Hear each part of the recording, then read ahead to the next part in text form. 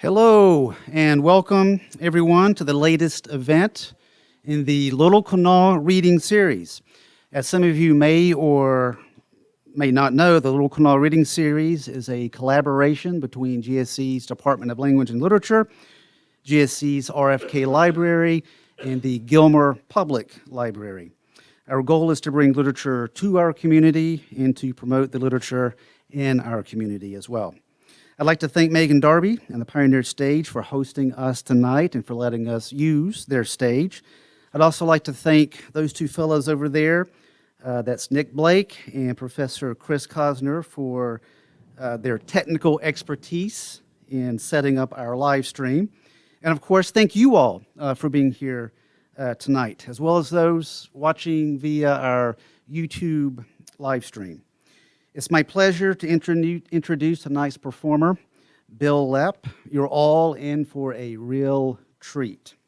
He is an award-winning storyteller from Charleston and the 5-time winner of the West Virginia State Liars Contest. He's performed all over the United States, including the Smithsonian Folklife Festival in Washington, D.C., Comedy Central's Hudson Theater in Los Angeles, the National Storytelling Festival in Jonesborough, Tennessee, and now, happily, he's performing here at the Pioneer Stage in Glenville. Come on in, folks. Please give Bil Lepp a warm welcome to the stage. Bil Lepp.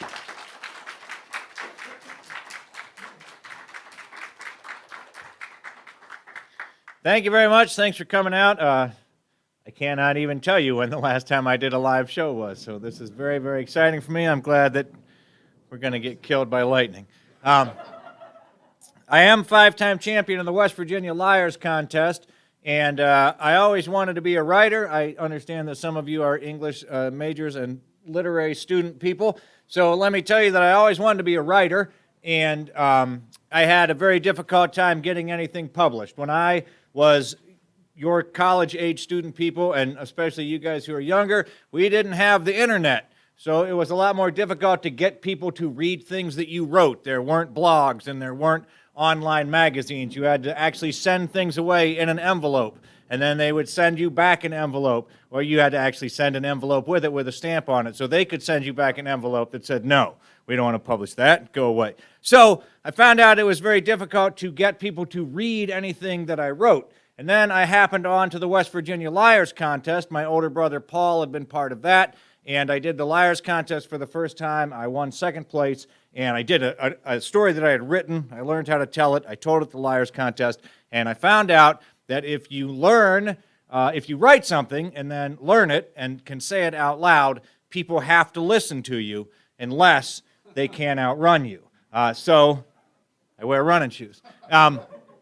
And that's sort of how I became a storyteller. And then it just sort of evolved after that. It's been my full-time career now since, I guess about 19 years going on.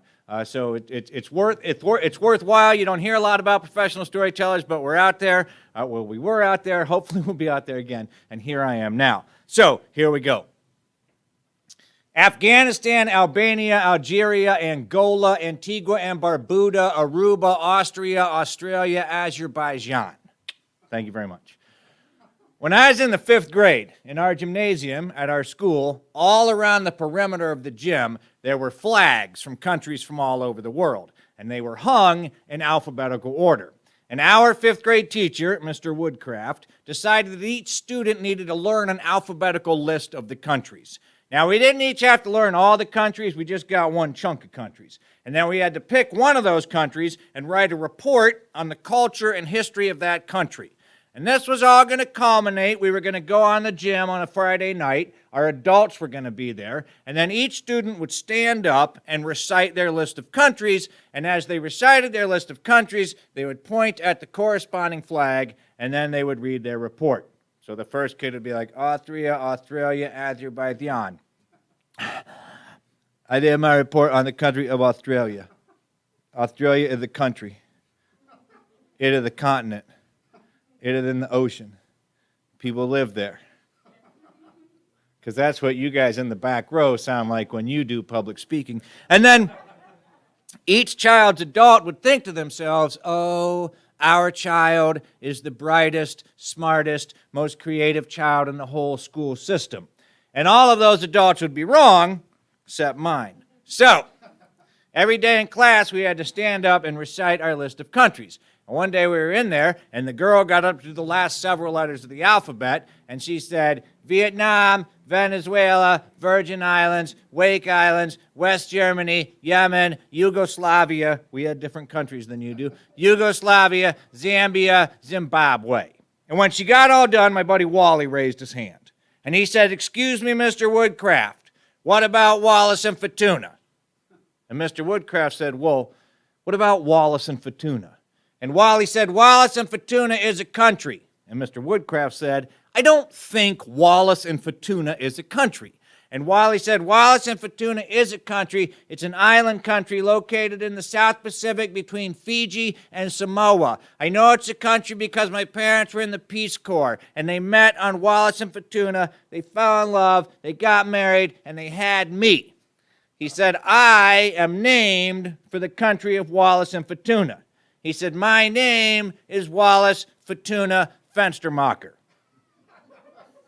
And Mr. Woodcraft said, well, that be as it may, I don't think it's a country. And while he said it is a country, I know it's a country, and I demand that you formally recognize Wallace and Futuna as a country.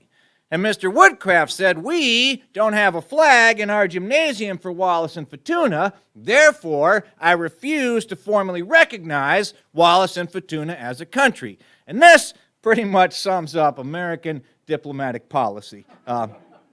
If your flag does not hang in the gymnasium of a rural American school, you don't exist, and that's all there is to it. Hopefully, that's going to start getting better. So, Wally had said, I demand you formally recognize. Mr. Woodcraft had said, we don't have a flag for Wallace and Futuna, so, I refuse to formally recognize. And this was back in the 1980s when we had the superpowers, the United States and the Soviet Union, and teachers are essentially superpowers, and a tiny little country like Wallace and Futuna didn't stand much of a chance in a full frontal assault on a superpower. So Wally knew that he wasn't beaten, he just had to step back and wait for the winds of political change to shift so that he could press his point at a later date. So, we went to gym. Now, our gym teacher was a woman named Ms. Grunkle. And we knew she was a woman because we had to call her Ms. Outside of that, we had no indication whatsoever. And nothing about her said physical or education, except her outfit. She wore standard 1980s gym teacher clothing. She had a white polo buttoned all the way up to the bottom of her lowest chin, and then she had white polyester gym teacher shorts, tube socks pulled all the way up to her knees, prescription tennis shoes, a whistle, and a bullhorn. And she only communicated to us through the bullhorn. So if we were in the hallway, she would say things like, don't run! And if we were in the gym, she would say things like, run! It was very conflicting information.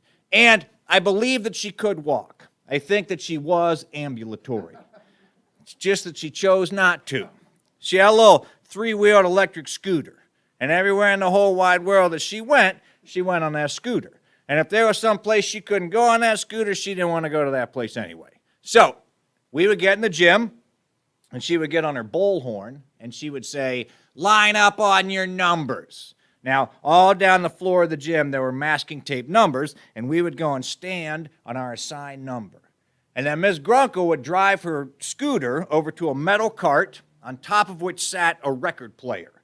She would go through a milk crate of albums, pull out something called, like, The Joys of Calisthenics, drop that on the turntable, drop the needle, and we would hear a cheery voice that would say, let's do jumping jacks. Feet shoulder width apart, hands on your thighs, palms out, ready, 1, 2, 3. And Miss Grunkle would drive back and forth in front of us, yelling at us. Lepp, you call that a jumping jack? Fenstermacher, you're falling behind. Bart, show some enthusiasm. And this is why some of your parents may have chosen to homeschool. And when that was over, we went and sat around the mat. Now, young people, when I was in the fifth grade, fourth grade too, a long, long time ago, hanging from the ceiling of every gymnasium in America, 4 stories above the ground, there was a rope that came all the way down from the ceiling to about a foot off the floor. It had a tremendous knot tied in the bottom of it. And as part of our physical education, we were supposed to climb all the way to the top of that rope, touch the ceiling, and then climb all the way back down. Very few students were strong enough to climb all the way to the top of that rope. Fewer still were strong enough to climb all the way back down. So what would happen is some poor kid would get up there 4 stories above the ground, and then one of 2 things would occur. They would either sort of let go of the rope, at which point they would come down the rope at about 708 miles an hour. And by the time they got to the bottom, there'd be nothing left but some ashes and some blisters and some calluses. Or they would entirely let go of the rope, at which point they'd be like, "Wah! Wah!" And when they hit the ground, they just sort of like that. Well, they would have, except that our teachers were concerned for our physical well-being. And so they put that mat underneath the rope. And that mat was at least as thick as my t-shirt. So when you hit, you only broke most of your bones, not all of your bones. And we were going to sit around that mat in what you now call crisscross applesauce on your bottoms, children. And why an entire generation of American children have applesauce on their bottoms, I don't know. But we would sit like that in a big circle. And then a weird game of duck, duck, goose would commence. Because Miss Grunkle would drive around us on her scooter. And she'd be like, Lepp, climb the rope. Now, I have never been particularly athletic nor coordinated. And I could get my feet on the knot on that big rope. Those ropes were like 4 inches in diameter. I could get my feet on the knot, and I could grab hold of the rope. But that's as high as I could get. And then I would go and sit down. And she would say, Bart, climb the rope. My buddy Skeeter, he could get his feet on the knot. He could grab hold of the rope. Probably the other way around. He could grab hold of the rope and then get his feet on the knot. And Skeeter could climb until his feet were maybe 4 feet above the knot. And then he'd slide down. And then she said, Ferndale, climb the rope. Now, Ferndale was a girl in our class. She was kind of a snooty, snotty little girl. Kind of girl you might find in the middle of the woods, in the middle of the night, in the middle of a clearing with a cauldron and a fire, saying things like dog's eyes, rat's tails, I hope all boys die. You know, that sort of sweet little thing. Now, she grew up to be a lot more than that. But that's what she was back then. And Fern wasn't any stronger than the rest of us. But Fern got her hands on the rope, got her feet on the knot, and Fern started to climb. And she got to where her feet were maybe 6 feet off the ground. And she just froze. I don't know if she ran out of strength, or if she got scared, or if it was a combination of both, but she was just locked with her feet 4 feet off the ground, or 6 feet off the ground. And Miss Grunkle, in her kind and compassionate way, was driving around, yelling, Ferndale, climb up or climb down, Ferndale, climb up or climb down. And the more she yelled at poor Fern, the more upset Ferndale got. And when Fern started to get upset, she started to cry. And when she started to cry, her nose started to run. And pretty soon, her face was covered in tears and snot. And so she needed to wipe her face, but her hands were way up here. And she couldn't get her face up to her hands. And she couldn't get her hands down to her face. But she needed to wipe her face. Whoa, I haven't done this for a while. So finally, she was just like, right on the rope. Well, those ropes were abrasive. They were made out of raw jute, steel wool, and barbed wire. And the rope just sort of cut poor Fern's face, and then the tears started to roll into the cuts, and now poor Fern was really crying. And Miss Grunkle decided that she was going to have to do something more proactive to rescue Fern. But she wouldn't get off of her scooter, so she was trying to drive her scooter up onto the mat. But it was rear-wheel drive, so it didn't have enough power. She was like, ring, ring, ring. And then she backed up like 15 feet, got a good head of steam, came flying in, hit this side of the mat, flew right over the mat, landed on the 3 kids on the other side, just bam, just took them out. They were gone. The janitor came in, sprinkled some of that red stuff on them. Got the big mop and pushed them away, and we never spoke of those children again. And then Miss Grunkle figured out that she could back up onto the mat, but she still wasn't tall enough to reach Fern. So eventually she went over to the intercom and she called Mr. Woodcraft. And Mr. Woodcraft came down and he got Fern down. And then Fern got to do what every child got to do in the 1980s when they were upset at school. Fern got to go to the bathroom, wash her face with cold water, get a Kleenex, come back in, sit down, and deal with it.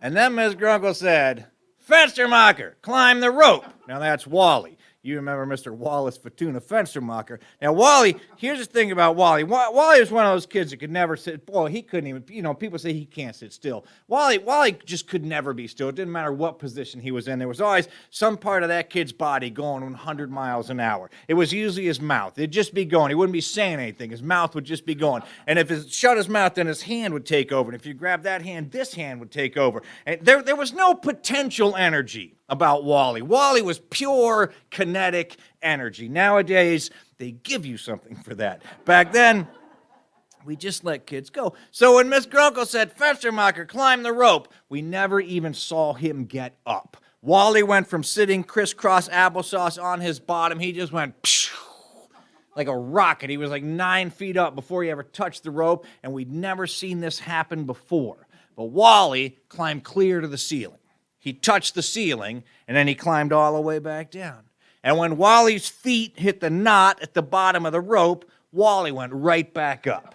And he was going down and up and down and up. And Miss Grunkle said, Fenstermacher, what are you doing, Fenstermacher? And Wally said, I'm climbing the rope. I'm climbing the rope. And Miss Grunkle said, Fenstermacher, quit climbing the rope. Well, Wally was an obedient child. Just because you can't stop moving doesn't mean you're not an obedient child. And when Miss Grunkle said, Fenstermacher, quit climbing the rope, Wally quit climbing the rope.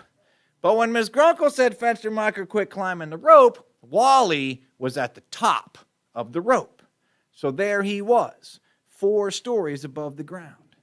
And Miss Grunkle said one of those stupid things that adults say to children. She said, Wally, you come down right now and get your punishment. Wally was up. The punishment was down. Would you come down? No, you would not. And Wally didn't say anything, but I know what he was thinking. He was thinking, I'm not coming down. And Miss Grunkle said, and then, wait a minute, it's been a while. He said, he was thinking to himself, I'm not coming down. Wait a minute, I'm sorry, this is embarrassing. Said something stupid, come down right now, punishment up here. Trouble, no, I'm up here. Anyway, he said, I'm not coming down. That's right, he was thinking to himself, he said, I'm not coming down. And you're sure not coming up.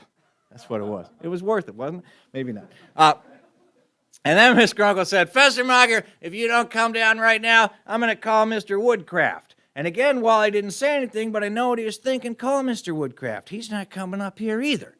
And pretty soon, Mr. Woodcraft came in the gym, and he was all, Fenstermacher, you're really getting on my last nerve. He said, you come down right now. Well, now here's the thing about the gymnasium. It had, well, I've lost my place again. This is so embarrassing. You come down right now, or I'm going to call the principal. That's what he said. So then the principal, no, wait, no, we're not there yet. I swear I'm better than this.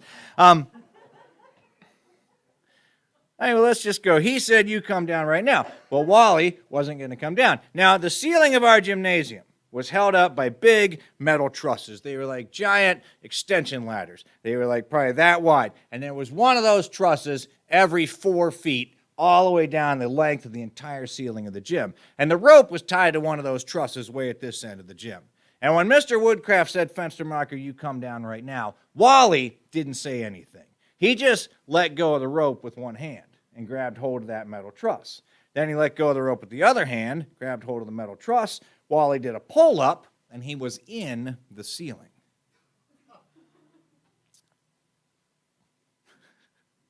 And Mr. Woodcraft said, "Fenstermacher, you're in a lot of trouble." And again, Wally didn't say anything. He just reached down, and he grabbed the rope.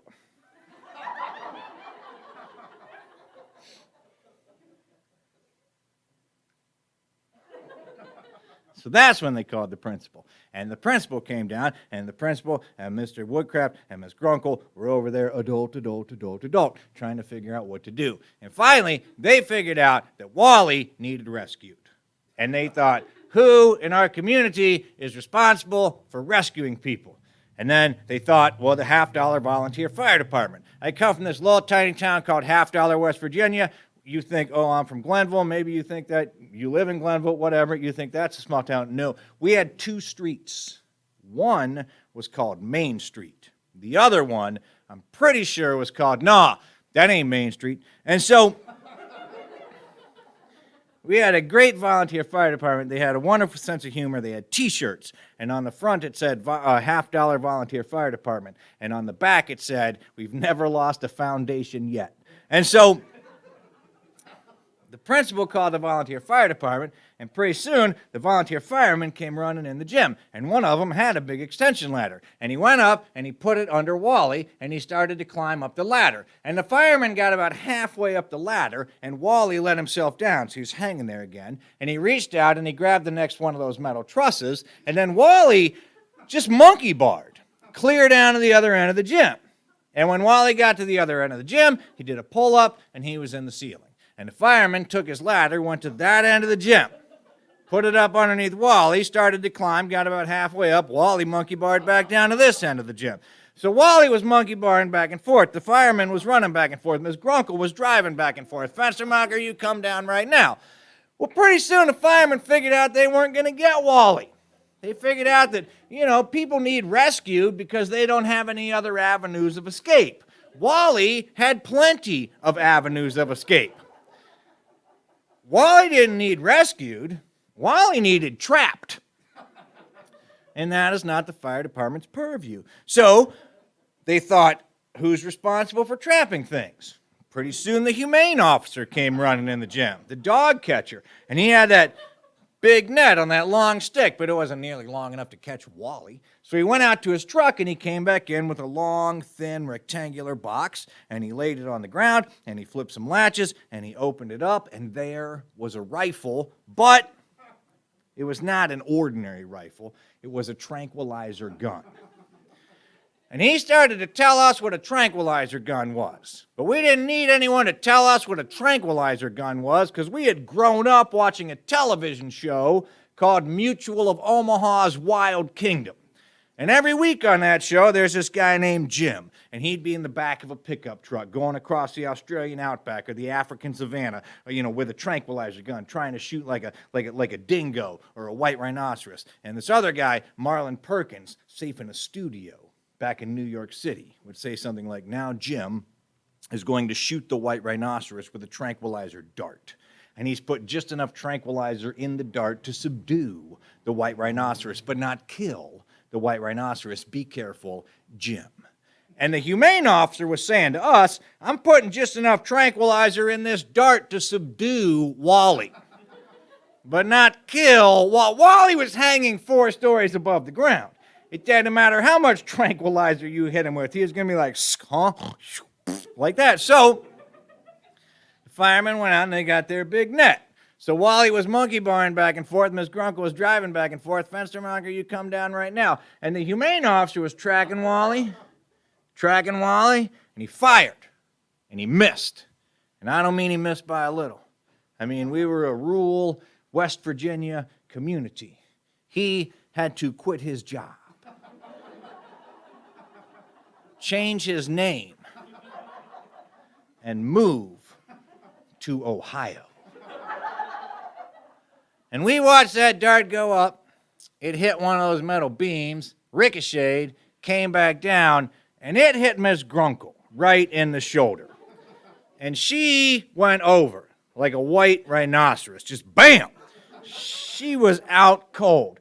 But she still had her hand locked on the throttle. She took her scooter with her, and she still had her hand locked on the throttle, so the back wheels were still spinning her around. We were just trying to get out of the way.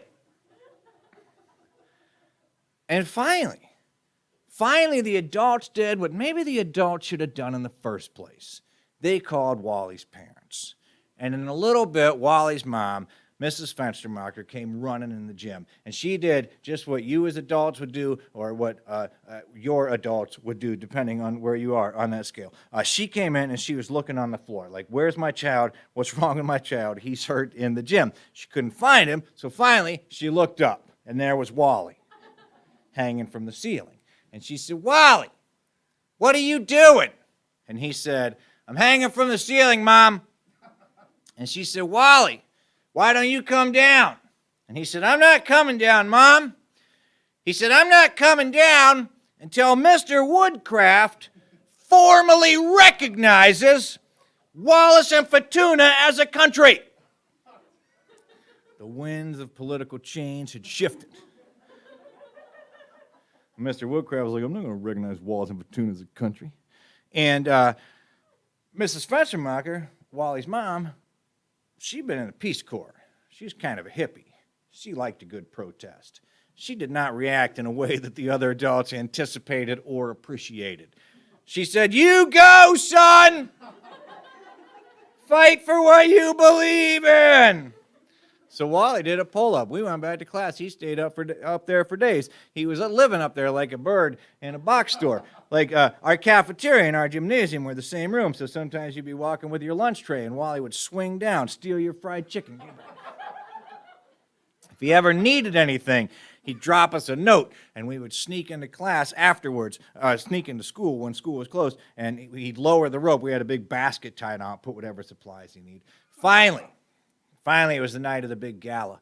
We were all in the gym. Our adults were there. We'd eaten our food. We were standing up, reciting our countries, pointing to our flags, reading our reports. And the girl got up to do the last several letters of the alphabet, and she said, Vietnam, pointed to the flag for Vietnam, Vietnam, Venezuela, Virgin Islands, Wake Islands. And after she said Wake Islands and pointed to the flag for the Wake Islands, but before she could say West Germany and point to the flag for West Germany, Wallace Futuna Fenstermacher, unfurled himself from the ceiling.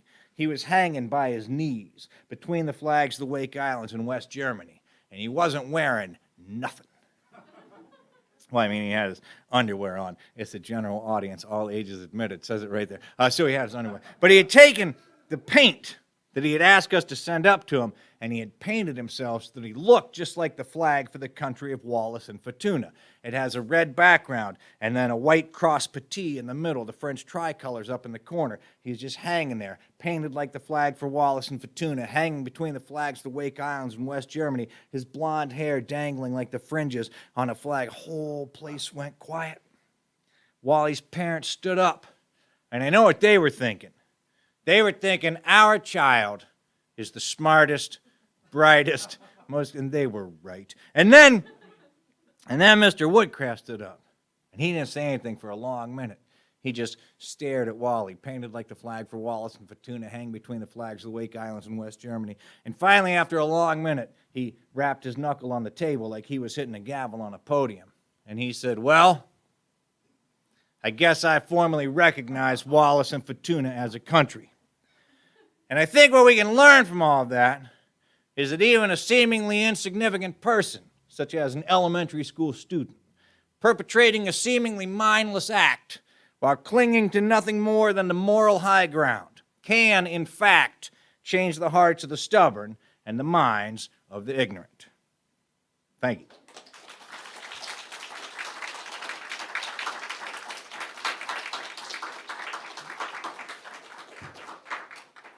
Children in the back there, let me just say this. I don't know if you have a rope at your school. You probably don't.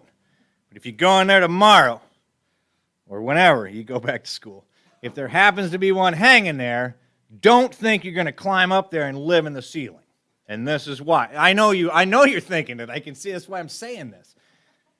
No offense to your mom, but there's no way she's as cool as Wally's mom. So you're just going to get in trouble. So just don't do it. Now, this is a brand new story that I've never told in front of a live audience, so we'll see how this goes, since that I've told a million times. We have a tree growing right beside our house. It's an avocado tree, believe it or not. I live in Charleston. We have an avocado tree, you know, one of the little seeds, the pits, whatever you call it. I don't know. A squirrel took it over there, buried it beside the house. So now we have like a 2-story tall avocado tree growing right beside our house. It's never going to produce avocados, I've learned. And it's only about that big around at the base. But it's got branches that touch the side of our house. And we had an exterminator come by for reasons that, you know, I can't hide once you say an exterminator came by. And he told me that I needed to cut down the branches that touch the side of the house because bugs will crawl up the tree, then crawl on those branches and get in the house. And I thought, that is some really hard-working bugs, right? Because our house is tilting in several different directions, and the windows don't close, and the doors don't actually close, and there's cracks in the foundation. It just seems like there's way easier ways for bugs to get into the house. But I thought, all right, I'll cut those branches down to keep the bugs from getting out of the house. And now what a smart person would have done is taken a ladder. And I own a ladder. Well, it belongs to my neighbor, and it was in the back of his truck, and he was at a job site somewhere. So I didn't have my ladder. But what a smart person would have done is taken a ladder, put it up against the tree, climbed up there with his 24-foot garden shears, cut those high branches, then cut the middle branches. Probably could have just stood on the ground and cut the lower branches. What a less smart person would have done would be to climb up onto the lower branches and then up onto the medium branches, reach up with the 24-inch garden shears and cut the tallest branches, then climb down to the lowest branches, cut the middle branches, climb down to the ground, and cut the bottom branches. So there I was, standing on the lower branches and the middle branches, because they were on the ground, looking up at the highest branches, trying to figure out how I was going to cut those branches. Well, right underneath that tree is our compost barrel. It's about this wide, sits about that high off the ground. There's like a tripod on each side of it, and then there's a spit that runs through it, so you put in your compost junk, and you spin it, and ta-da, it turns into compost. And I thought, well, I could just climb up on that, and if I'm standing on top of that, I can reach up, and I can cut the highest branches. Now, it's not round, it's octagonal, so it has flat sides. So I got up on the compost barrel with my 24-inch garden shears, and I reached up, and I cut 2 of the top branches, and everything was fine. And then I cut the 3rd top branch, and it came right at me, as though it were angry that I had separated it from the tree. And when it came at me, I had to dodge. And when I had to dodge, I sort of took like half a step backwards on that octagonal composter, which started it rolling backwards, which meant that I had to kind of get my feet going like this with the 24-inch shears in my hand. I was barrel rolling. Now, I don't know if you've ever barrel rolled before or log rolled. They're similar sports. I assume that at this point in the whole COVID isolation thing, you've been to ESPN 24 and have probably watched the log rolling, barrel rolling international competitions. But when you type in log rolling into the internet, you know, immediately when you type stuff in, it gives you little subjects underneath of it that you might also be interested in. The 3 things that come up right beneath barrel rolling or log rolling are first aid, sprained ankles, and back and neck injuries. So that gives you an idea how safe this sport is. And generally, when people do it, they do it in a body of water. They put the log or the barrel in a pond, and that way, if they fall over, they just fall into the water. Well, I wasn't in a body of water. I was in my yard, and I was running pretty quick now, and I had those 24-inch shears in my hand to further complicate things. And I wanted to get rid of those shears, and I could chuck them that way, but then they'd probably go through my neighbor's window, and I didn't want that to happen. I could throw them behind me, but right behind me was a window well. And on top of the window well was a plexiglass window well cover. And I thought if I threw them that way, then they were going to break the window well cover, and I was going to have to go to Lowe's, and I didn't want to do that because of the whole COVID thing. I could throw them in front of me. Right in front of me, there was a little picket fence, probably a 3-foot picket fence, and then 2 railroad ties, and then there's our front yard. But I didn't want to throw them that way because that was the direction that I eventually intended to jump. And then there was a space, maybe 12 inches, between me and the composter, and I was going to drop them right down in there, and it's going to be a beautiful place for them to go. And just before I started to drop them, I started to wonder if I had my phone in my pocket. Now, here's why I was wondering that, because my phone has a pedometer on it. And during the whole isolation thing, my wife and I started walking and running like crazy. And we would sit down at night and we would compare who had the most steps and the most miles. And I thought, I'm running up on this thing. I'm probably getting some good miles and definitely some good steps. I want to make sure I have my phone to, so I'm recording this. But my wife now, I just have the one little pedometer that comes on the phone. My wife has an app, a different app, for every single activity that she participates in. It doesn't matter if she's running, walking, hiking, kayaking, canoeing, rock climbing, rope climbing, dishes, knitting, it doesn't matter. She turns on an app, and it converts whatever activity she did into steps and miles. So she usually beats me at the end of the day. But I really wanted to make sure I had those miles on my phone at the end of the day. But then I started to worry, because I was running in place, but the barrel was actually going backwards. It was going counterclockwise. And I thought, well, is it recording negative steps? Am I going to be like at -4 miles by the end of the day? So I went to reach in my pocket, and sure enough, I had my phone, and that reminded me of my mother-in-law. My mother-in-law decorates like crazy for every season, and so especially Christmas, though. So like 2 days after Halloween, she realized that she was late getting her Christmas decorations out. And she lives in a big A-frame, and she likes to take lights and put it all the way up to the top of the roof, and then all the way back down and all around every window. So she puts a ladder up against the side of the house, climbs up there with a staple gun, and she just staples the lights to the house. Well, my father-in-law had to go into town, and for them, going into town is like an hour. And he didn't want her up on that ladder all by herself while he was going into town. He said, don't go up on the ladder. If you fall, you'll get hurt. She said, that's fine, honey. I won't go up on the ladder. He wasn't, 5 minutes out of sight before she was up on the ladder. He got home an hour later. He said, you went up on the ladder. She said, how do you know? He said, well, one thing, there's more lights on the house. But the other reason is because I called and you didn't answer. This was before cell phones. So the next time he went to town, she just took the cordless phone and put that in her back pocket so that if he called, she could pretend like she wasn't on the ladder. And sure enough, he called, and she got so excited that she was wearing work gloves, she stapled her work glove to the side of the house in such a way that she couldn't get her hand out of the work glove. And so to answer the phone, she had to drop the staple gun, and when she went to get the phone, she dropped the phone. And so there she was, stapled to the side of the house when he got home an hour later. So I had my phone. Everything was fine. I thought what I'm going to do is I'm going to drop the shears just right there, right between me and the house. And I did, but they didn't fall where I wanted them to. Instead, they fell into the gears of the contraption that makes the barrel go round and round. So the barrel, and that, by the way, was sheer genius. So the barrel stopped abruptly. And I had been just about to jump, but I wasn't quite ready to jump yet. So the barrel stopped abruptly. And what really made me mad in this situation is I somehow still had forward momentum. I wasn't going anywhere. I was running in place. How could I have forward momentum? It's because physics hates me. So I started to go forward way before. Oh, I forgot. Holy cow, I forgot the most important part of this story. Whole Corona thing long. My wife was trying to get me into yoga, right? She was like, you should get into yoga. She got into yoga. She was like, you should get into yoga. I'm like, I don't want to get into yoga. I got nothing against yoga. I don't mind being more flexible. I'd like to do, honest to God, I would like to do yoga. The problem with yoga is every time she ever played a video on the YouTube there about yoga, this is all I ever heard. They'd be like, get in this position. And then you'd hear, breathe, breathe in, breathe out, breathe with the earth.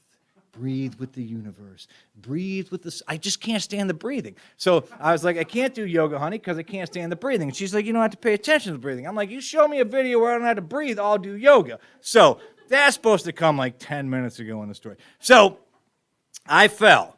What happened was I didn't jump, I fell. And I just kind of, it wasn't a hard fall, I just kind of tipped straight forward, and my whole body slid down the picket fence, and my shoelaces got caught on the pickets, so I was doing like a headstand right there. When my wife came around the corner, see, this would be so much funnier if it had happened a long time ago and you'd forgotten about it by now. And she said, what are you doing? And I said, yoga! And she said, don't forget to breathe, and she went inside. The end.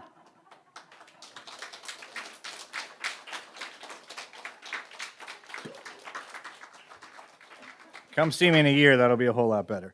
So when I was 5 years old, we had a dog named Deacon.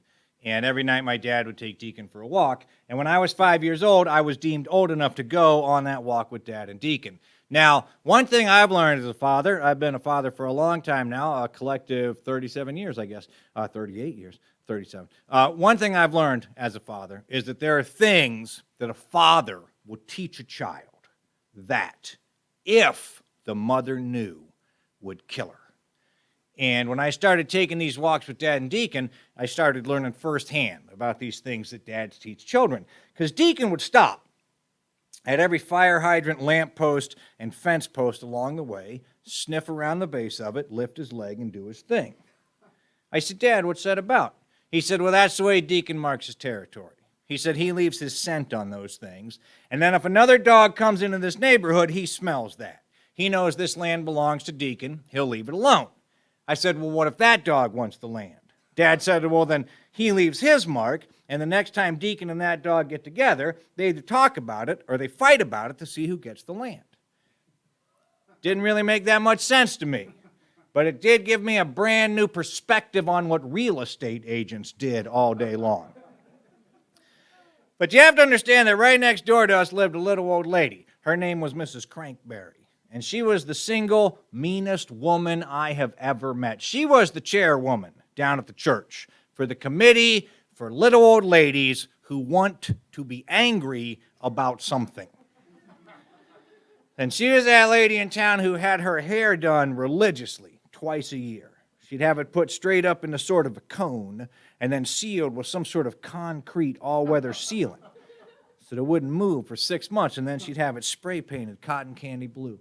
But through some twist of the universal irony, the great yin-yang, because she was so evil, she had the most beautiful yard I had ever seen. Her yard was a Four Seasons resort to a 5-year-old. It had a slope in the back that was perfect for sledding in the winter. Just on the other side of her yard was Skitter Creek, and right in the middle of her yard was a giant oak tree that used to just rain acorns all autumn long. But I could not step foot into that yard, even if one of those acorns were to drop out of that tree and roll into my yard. If Mrs. Crankberry saw me pick it up, she would come out of her house, lower that spike of hair, and chase me like a rabid rhinoceros. And this was back in the 1970s, when it was still perfectly legal to hurt your neighbor's children. So it was a very dangerous time for me, but I wanted that yard. I coveted that yard. And one day I was sitting out in my own backyard, just minding my own business, when Miss Crankberry came out of her house, got in her car, and drove away. And I suddenly had an idea.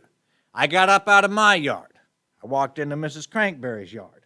I went straight up to that big oak tree. I got down on my hands and knees, and I started to sniff all around the base of it. Now, I didn't know exactly what I was sniffing for, but I knew it was part of the process. Then I just sort of stood up, dropped my pants, and made that tree mine. And it occurred to me that I had never once seen Mrs. Crankberry tinkle on that tree. So I didn't even know if it belonged to her. On top of that, I was only 5, but she was like 105. So I figured if it came to it, I could take her in a fight. So every couple of days, I'd sneak over there and I'd make something else mine. And then she died. I don't think it had anything to do with me going to the bathroom in her yard. But I can promise you that within 2 weeks of her death, everything 18 inches and below in that yard belonged to me. So you can see how it came as quite a surprise when I came home from the grocery store with my mother one day, and there was a moving van parked out in front of that house, which I had rightfully claimed. I went in the backyard, and there was a little kid putting toys out all over the place. Well, that was the last straw. I knew what I had to do. I walked over into that yard in front of God and everybody. I went straight up to that big oak tree, I dropped my pants, and I started going. Well, that little kid thought that was pretty funny. He walked over to that tree, dropped his pants, and he started going. Well, I knew what I had to do. I reached over and I slugged him as hard as I could. Well, he slugged me back. And the next thing you know, you got 2 5-year-old boys with their pants around their ankles fighting to the death. Well, pretty soon our mother saw us. You know how mothers are about stuff like that. They came over and broke us up. made us pull up our pants, apologize to each other, and introduce ourselves. Now, I felt like I knew that kid pretty well by that point. But it turns out his name was Skeeter Bart. And after that, Skeeter and I were best friends. But having Skeeter for your best friend is sort of like having a head cold for your best friend, because you never feel right and he won't go away. And even at the tender age of 5, he was always coming up with these plans, these schemes, these ideas that even then were just barely legal. But he had such a convincing way about himself that I always had to go along with what he said. First day we ever went to school, we had not been in kindergarten for more than 10 minutes. And all of a sudden, Skeeter nudged me, and he said, "Hey, don't you think that we ought to make this classroom ours?" Next thing we knew, we were in the nurse's office, because they hadn't invented the school psychologist by this point. And we had to stand over the toilet and prove that we knew what to do. Well, it was taking a minute, because we were sort of tapped out. And after a couple seconds, Skeeter went pale. I said, "What's the matter, buddy?" He said, "I was just thinking about it." He said, "My brother had a squirt gun. He squirted somebody with it, and they took it away from him." Well, we got through that unscathed. And if you jump ahead about 11 years, I was 16 years old. I was sitting in my living room. It was 2 in the morning. It was the day before buck season. I was waiting for the sun to come up so I could go deer hunting when I heard a knock on the back door. Well, I knew not to answer it, because I knew if anybody was knocking on my back door at 2 in the morning the day before the day before buck season, it had to be Skeeter. And if it was Skeeter, he had come up with one of his plans, and I didn't want to go along with it. But there was no free will involved. I was sucked up off the couch and drawn to the back door. And when I opened the door, there stood Skeeter with a diabolical grin on his face and a paper bag in his hand. And I got a sick feeling way down in my stomach. He didn't say nothing, but I invited him in anyway. It was like letting a vampire into my house. I gave him all the power. And he went. He sat down at the kitchen table, and he put that paper bag on the floor. And I went to brew up some coffee, because I could tell it was going to be a long night. And after a while, I brought the coffee over, and finally Skeeter said to me, "I've been up all night sewing." Well, I wasn't used to my best buddy sewing. I didn't know what to expect from that. But he reached down, opened up that bag, reached in, and he pulled out something long and brown and furry. And he sort of flipped it open and pulled it on his head. And by gosh, that kid could sew. What he had made was a perfect replica of an 8-point buck's head. And he said to me from inside that deer mask, he said, "Don't worry, I made one for you too." So there we were, 2 young bucks drinking coffee at the kitchen table. I know, it is a horrible joke, but if you'd thought of it, you'd have put it in your story. But I knew that couldn't be the whole plan. And after a minute, Skeeter said, "That ain't the whole plan." He said, "I also took a mannequin. I dressed him in hunter's orange, and I tied him to the hood of my truck." He said, "What we are going to do, not do you want to, he said, what we are going to do is drive around town like it's people season." And we got one. He said, "We'll drive up to the check-in station, we'll check our human, everybody will think it's funny." Well, it is funny, but it's precisely the sort of funny that you don't want your dad to find out that it was you who did it. So we decided to go hide out. We had about 6 hours to kill before dawn, so we went up the old service road in the state park. We were sitting there in Skeeter's truck. Skeeter had just got his truck brand new that summer. Only had about 80,000 miles on the odometer. But the odometer was in the glove box and was mechanically disassociated from every other part of the vehicle. First time I'd ever gone to roll down the passenger side window, I took about a quarter turn on the crank, and the window just went thunk, and we never saw it again. Which was fine in the summer because the truck didn't have air conditioning. But that night it was about 20 degrees outside, and the wind was blowing right in that window. There was frost building up on both sides of the windshield. We didn't have enough money to buy enough gasoline to run the engine to run the heater for 6 hours. I don't know if I've made this clear, but Skeeter and I were pretty dumb. So we weren't dressed properly. I was freezing to death. Finally, I reached in that bag, pulled out one of those masks, and put it on. Well, it was warm and cozy inside that mask. You're all looking at me in masks. It's funny. It's a little irony. Now I know it wouldn't be warm or cozy inside that mask. Skeeter reached in the bag. He pulled out his mask, and he put his on. And pretty soon, we fell asleep. And when I fell asleep, my head fell right out that open window. Well, you know how sometimes when you're sleeping, your subconscious will pick up on something and be like, open your eyes, do something. But other times, maybe like a snake crawled into your bed, your subconscious will just be like, open your eyes, but don't move. Well, that's what my subconscious was telling me. So I just sort of opened my eyes. And sure enough, about 30 yards down the road, there were two bright lights about that far apart, about that high off the ground. And I could just barely make out the sun was just starting, the sky was just turning gray, and I could barely make out the silhouette of a large American sedan. And as the sun came up over the mountaintop, two sunbeams came down the mountain, up that dirt road, over the back of that car, and across the top of that car. And one of those sunbeams went through a blue light, and one of those sunbeams went through a red light. The door of that car opened up, and Sheriff Hasbro started to get out. Now, Sheriff Hasbro was a big man. He was about 6'8", 6'9", weighed about 480 pounds. But it wasn't all muscle. So it took him a long time to get out of a Ford Tempo. Our county didn't really have a budget. And while he was getting out of that car, I was poking Skeeter, trying to wake him up. And pretty soon, Sheriff Hasbro was coming down the road. He had that flashlight on his shoulder. He was coming in slow. Y'all know that saying, discretion is the better part of valor? Well, Sheriff Hasbro was real into that better part of valor. But I don't want to call the man a coward, because after all, you don't want to just run up on a pickup truck with a guy tied to the hood and two deer sitting in the cab. And I was laying there thinking, the smartest thing to do is to do nothing. But if you were ever a teenager in a small town, you know that the police don't always have enough to do. So they come looking for you to see what you're doing. And Skeeter and I were conscientious young citizens of our community, and therefore we endeavored to participate in activities which allowed local law enforcement to practice the skills that they had learned at the academy.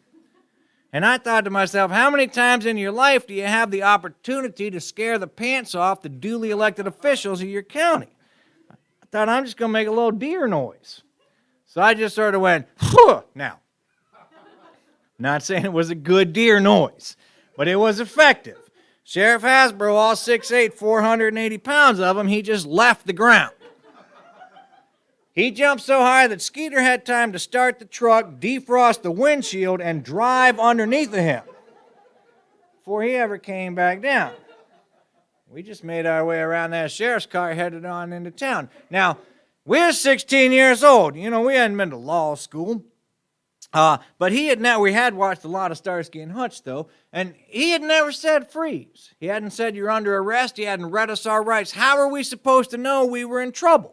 Who knew that it was illegal to impersonate a deer?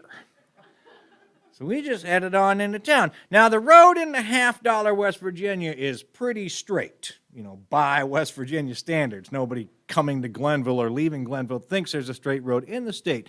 But it was pretty straight, except it was one of these up and down jobs. And after a little while, we could see that sheriff's car coming up over the hills behind us.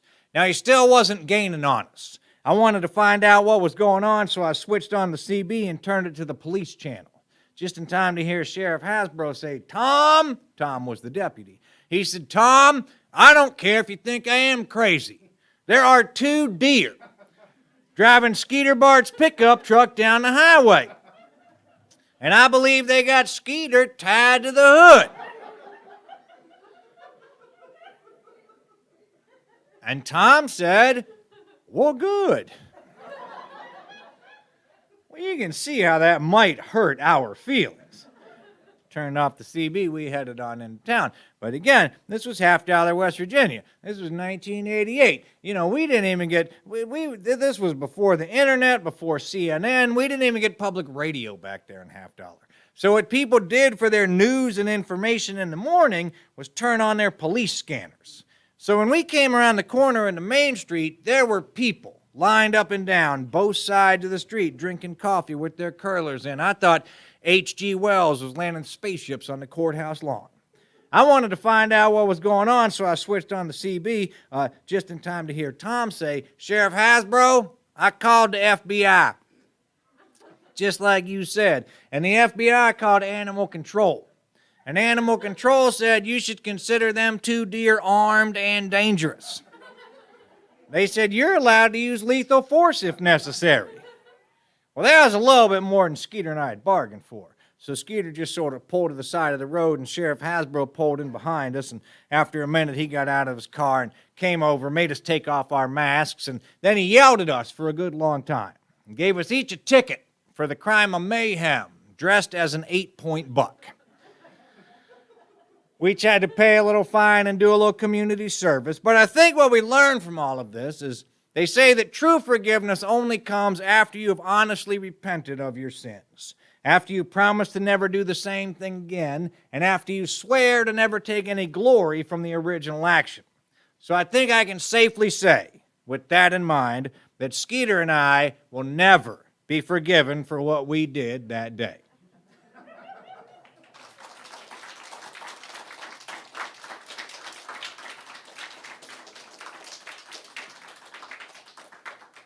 Thank you guys so much. That was the entertainment portion of the program. But what I'd be happy to do right now, since this is sort of an academic setting, if you guys have questions for me about being a writer or a storyteller or, super handsome dude, whatever might come up, I would be happy to entertain those questions. Is it harder for you to perform when you can't see your audiences? Absolutely. But I tell you what, this is way better than Zoom when I can't see you at all. I've come to, well, I haven't come to hate Zoom. I hated it from the beginning. I mean, I didn't know about Zoom last March. But yeah, it's been really difficult for myself and a lot of my co-performers. I mean, maybe some of you have done it too, to just talk into a camera. And a lot of storytelling festivals have gone virtual over the past year, so we have to record videos on our phones or on our iPads or whatever, just, standing in front of as blank a background as possible, and then learn to edit. There's a whole new skill set that I have now. So it is more difficult when the audience has masks on. I didn't really realize how much of seeing people's reaction to humor was below the laughter, but just facial expressions. So it has been something new that I've had to deal with. But you guys, fortunately, have laughed out loud. I have been in front of a couple of audiences since last March, and some of them didn't make any noise, so I had no idea what was going on. Yes?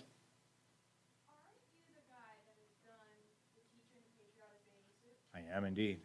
I'm not sure if you remember me, but I was dressed up as Wonder Woman that year you came to our school and you gave me a CD. Sweet. See? I am a good guy. Yeah, the teacher in the patriotic bathing suit is the year before the Wally story. My fourth grade teacher, and this is true, my fourth grade teacher looked like Linda Carter, who, for those of you who don't know, which is most of you in the room, played Wonder Woman on the television show Wonder Woman long before Gal Gadot. Is it Gadot? And so we thought, honestly, in the fourth grade, we thought our teacher was Wonder Woman because she looked like Linda Carter. It just made sense to us. Plus, the president of the United States at the time was Jimmy Carter, so we thought they were married, Linda Carter, because why not? If you're the president, marry a superhero. And my buddy Skeeter was like, so that's how Jimmy Carter got elected president. But yeah, so that story tracks our fourth grade year. Anything else? All right, well, thank you guys so much for coming out. It's been a pleasure having a live audience, and I'm glad it could be you.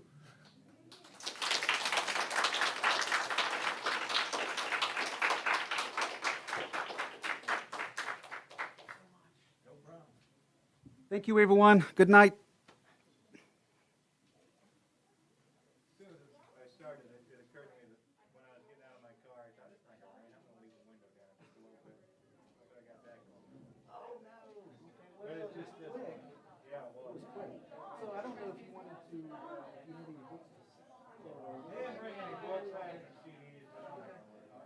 I can make an announcement, let people